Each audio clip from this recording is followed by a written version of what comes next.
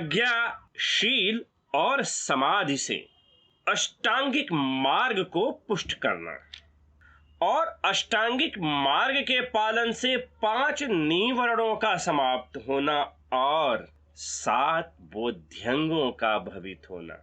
तथागत बुद्ध के संदेशों में लगातार स्मृति व ध्यान के अभ्यास के सहारे अपने अंदर हुए परिवर्तनों को समक्ष घटित होते हुए देखना।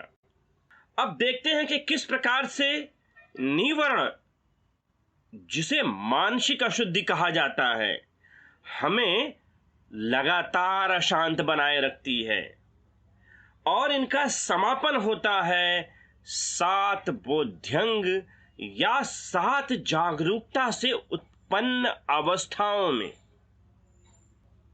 और यह मानसिक मैल या निवर्ण से पीड़ित का होना यह किसी के साथ भी हो सकता है और बुद्ध के संदेशों पर चलकर हर कोई इस मानसिक मैल से छुटकारा पा 7 जागरूकता से उत्पन्न होते हुए अनुभव को प्राप्त कर सकता है।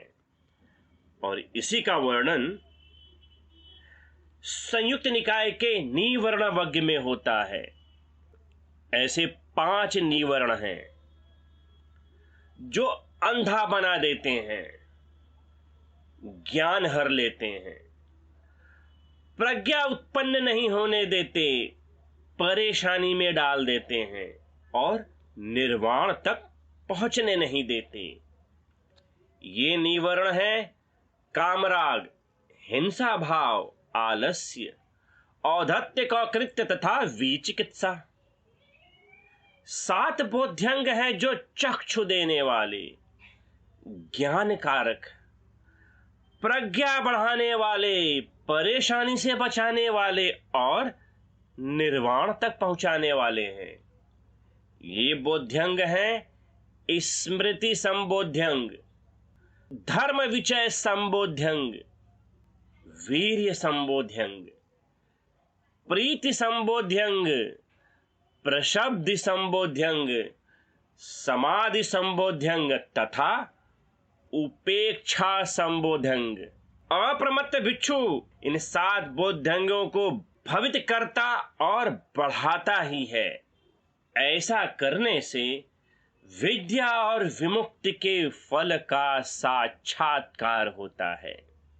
तो निवर्ण जो सबसे बड़ी बाधाएं हैं, प्रज्ञा यानी विवेकशीलता का नाश कर देते हैं, अंधा बनाकर भटका देते हैं, और वे हैं पहला कामराग, हमारी इंद्रियों के द्वारा उत्पन्न मजे से चिपक जाना, तृष्णा के आगोश में आ जाना।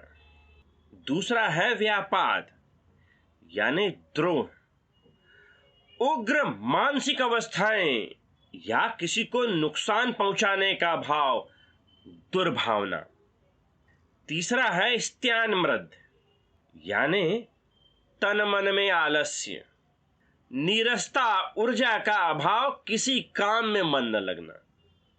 चौथा है औद्धत्य का कृत्य यानी मन का अशांत होना, बेचैनी, छटपटाहट, चिंता के कारण उदास रहना। पांचवा है विचिकित्सा, संदेह से भरा हुआ, अपने प्रति संदेह, 4 आर्य सत्यों के प्रति संदेह, तथागत बुद्ध के संदेशों के प्रति संदेह।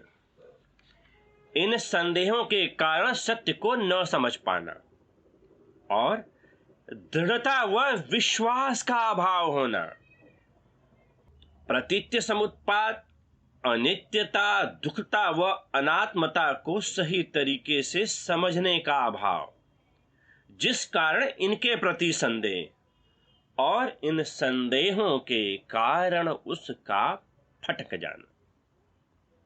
तो ये 5 निवर्ण या बाधाएं जहां रहती हैं, इनके कारण सदा जीवन दुखों से भरा रहता है। व्यक्ति छटपटाता है, तृष्णा के दलदल में डूबता जाता है, काम इच्छाएं उस व्यक्ति पर सदैव हावी बनी रहती हैं, दूसरों को हानि पहुंचाने का भाव, क्रोध, दाह, जलन, शत्रुता व घृणा से भरी भावनाएं उत्पन्न होती रहती हैं। दूसरों को हानि पहुंचाने का भाव उठता रहता है। किसी भी कार्य में मन नहीं लगता है। सकारात्मक ऊर्जा का अभाव बना रहता है। आलस्य पीछा नहीं छोड़ता। कोई भी कार्य ना तो समय से शुरू कर पाता है और यदि शुरू भी हो जाए तो वह समय से समाप्त नहीं हो पाता। आधे अधूरे मन से किया गया कार्य, मन शांत नहीं हो पाता है। सदैव आंतरिक घबराहट बनी रहती है। पीड़ा लिए आंतरिक मन व्यथित रहता है।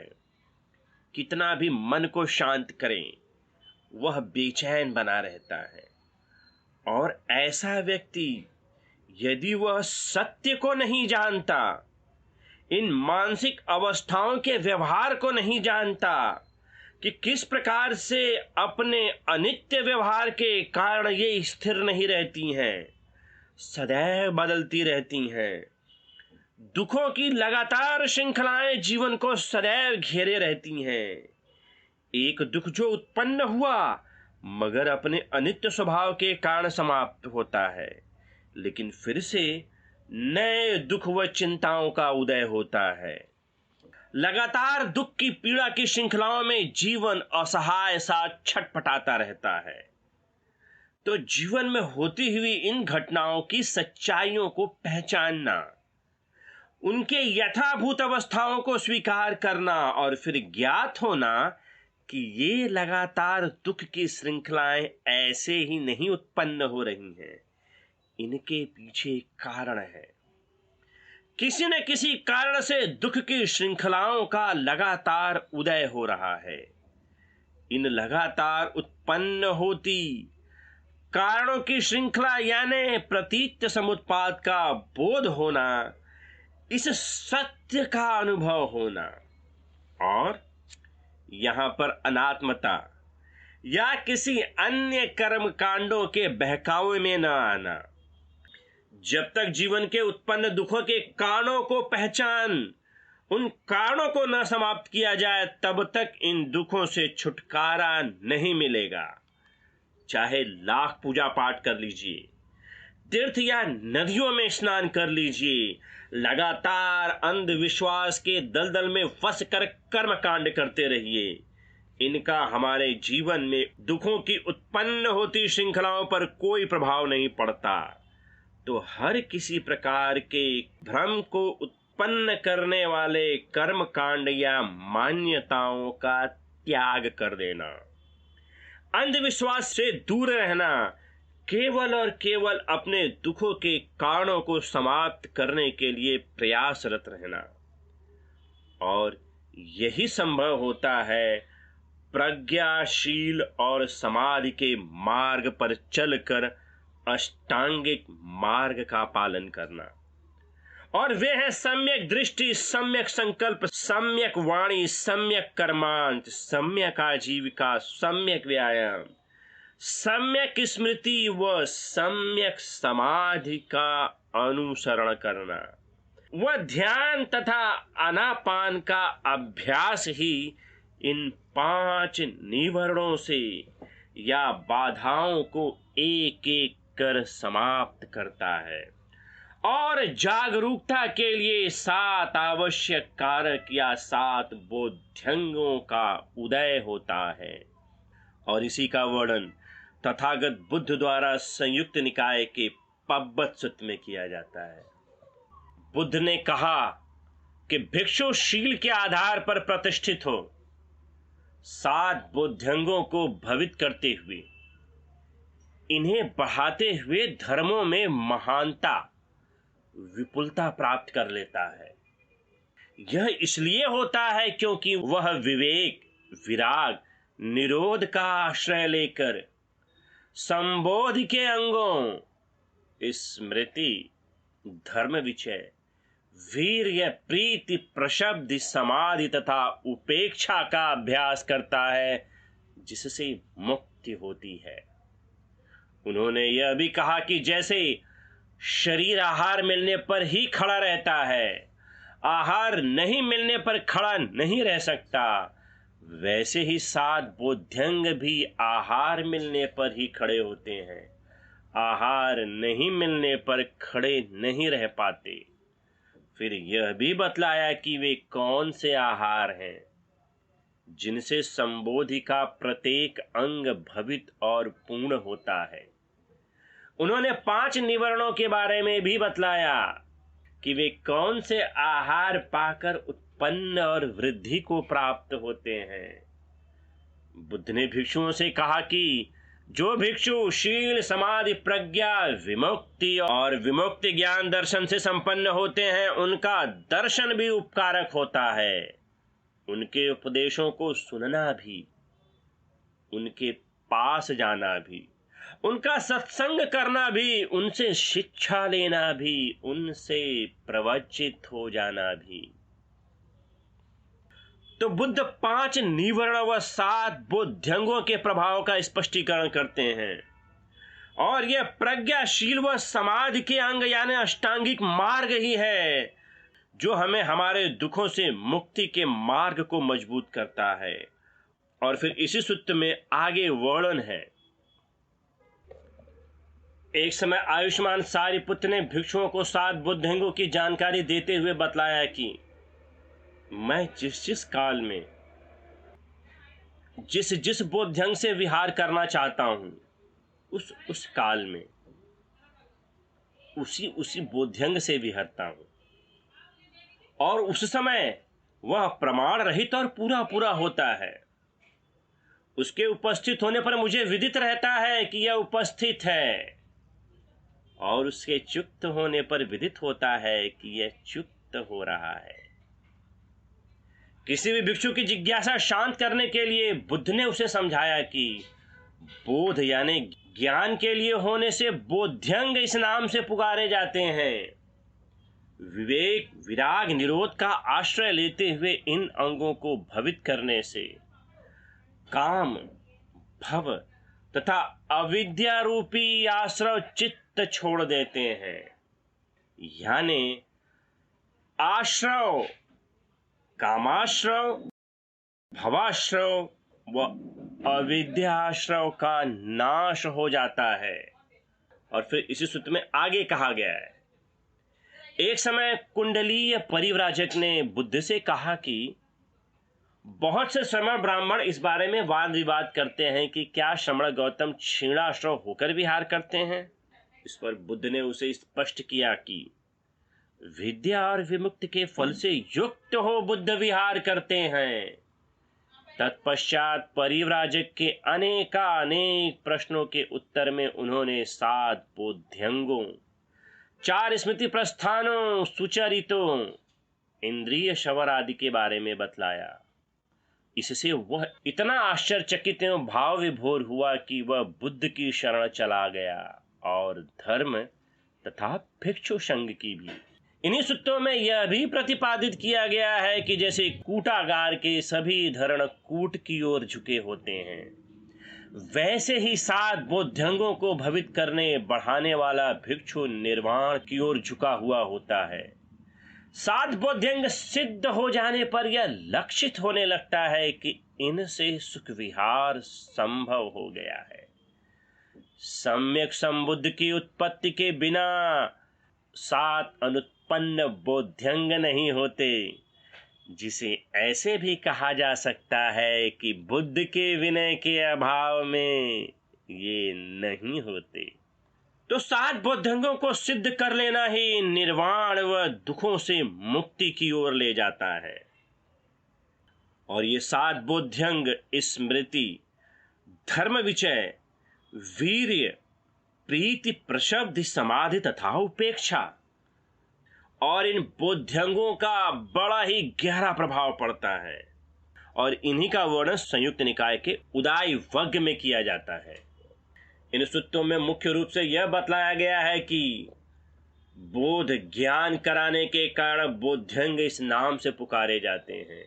निवर्णों कामराग व्यापाद स्त्यान मृद औधत्य कौकृत्य विचिकित्सा को स्थान देने वाले धर्मों का मनन करने से अनुत्पन्न निवर्ण उत्पन्न हो जाते हैं।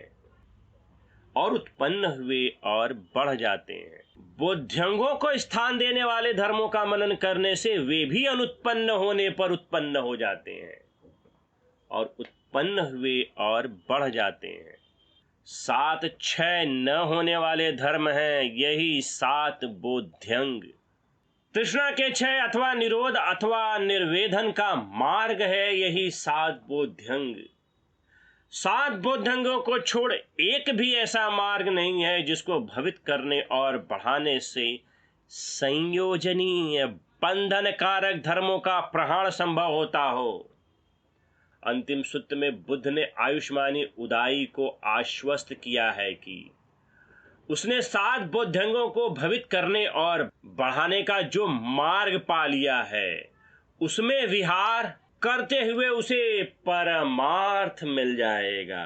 तो 7 बोध्यंगों के साथ विहरना जो तृष्णा का नाश करता है, चिपकाव को समाप्त कर देता है, बेचैनी निकलने लगती है, व्याकुलता समाप्त होने लगती है, अंदर की घबराहट समाप्त होने लगती है और चित्त शांत होने लगता है। 7 बोध्यंगों में पहला है स्मृति। स्मृति यानी जागरूक होना, जागरूकता अपने प्रति, जागरूकता प्रतित्व समुत्पाद के प्रति, जागरूकता धम्म के प्रति। 4 स्मृति प्रस्थान, कायानुपश्यना, वेदनानुपश्यना, चित्तानुपश्यना व धर्मानुपश्यना का निरंतर अभ्यास जो हमें जागरूकता पाने में मदद करता है। जागरूकता अपने इंद्रियों के प्रति, जागरूकता अपने वेदनाओं के प्रति, जागरूकता अपने चित्त की अवस्थाओं के प्रति, जागरूकता धम्म के प्रति। इसी को स्मृति बोध्यंग कहा जाता है। दूसरा है धर्म विषय। धर्म विषय में निपुण साधक सही व गलत में भेद करने में समर्थ हो जाता है। वह भ्रमित नहीं होता है, उसकी प्रज्ञा उच्च स्तर की होती है, जिस कारण वह सभी विषयों की जांच पड़ताल करने में सफल होता है। वह पूरी तरह से मूल और वास्तविक सत्य को पहचानने में कुशल हो जाता है। तीसरा है वीर्य। सकारात्मक ऊर्जा से परिपूर्ण होना, किसी भी कार्य को पूरे उत्साह व दृढ़ता के साथ करना, कार्य को करते हुए लगातार सकारात्मक ऊर्जा का संचार होते रहना। चौथा है प्रीति। एक स्फूर्तिदायक रोमांचक अनुभव है जो हर्ष से भरी उत्साह का संचार करती है। पांचवा है प्रशब्द। आंतरिक मन व शरीर का शांत होना, बेचैनी, छटपटाहट, व्याकुलता का समाप्त होना, चित्त का ठहर जाना, असीम शांति का अनुभव करना। छठा है समाधि। ध्यान की उच्च अवस्थाओं को प्राप्त कर विहरना, चित्त का एकाग्र हो जाना, आश्रमों का क्षय हो जाना, तृष्णा के बंधन से मुक्ति पा लेना। और सातवां है उपेक्षा यानी समभाव।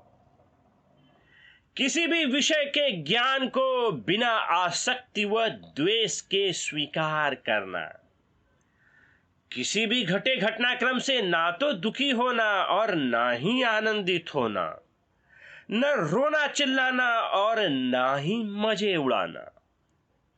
सभी घटते हुए घटनाक्रमों के प्रति समानता का भाव, उपेक्षा का भाव। मन की समता ही उपेक्षा है। लाभ हानि, सम्मान अपमान, आनंद व दर्द जैसी स्थिति में चित्त का सम हो जाना। और इन्हीं का वर्णन संयुक्त निकाय के गंगा पेयाल वग्ग में किया जाता है। इन सूत्रों में बतलाया गया है कि जैसे गंगा आदि नदियां पूर्व की ओर बहती हैं, वैसे ही 7 बोध्यंगों को भवित करने और बढ़ाने वाला भिक्षु निर्वाण की ओर अग्रसर होता है। तो जिस प्रकार गंगा नदी पूर्व की ओर बहती हुई समुद्र से अंततः जा मिलती है। ठीक उसी प्रकार 7 बोधंगों को भवित करने वाला भिक्षु अपने समूल दुखों का नाश करते हुए अंततः निर्वाण को पा लेता है। धन्यवाद।